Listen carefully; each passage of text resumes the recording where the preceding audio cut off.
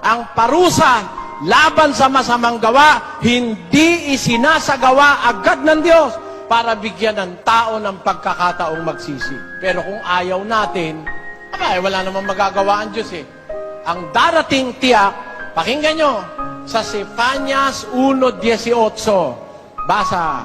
Kahit ang kanilang pilak o ang kanilang gintuman ay hindi makapagliligtas sa kanila sa kaarawan ng kapootan ng Panginoon.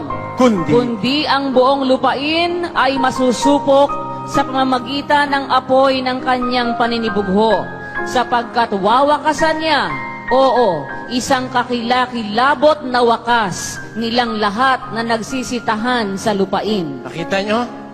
Kahit ang kanilang pilak, kahit ang kanilang gintuman, hindi makakapagligtas sa kanila sa kaarawan ng kapootan ng Panginoon, kundi ang buong lupain masusupok sa pamamagitan ng apoy ng kanyang paninibugho, sapagkat wawakasan niya isang kakilakilabot na wakas nilang lahat na nagsisitahan sa lupain.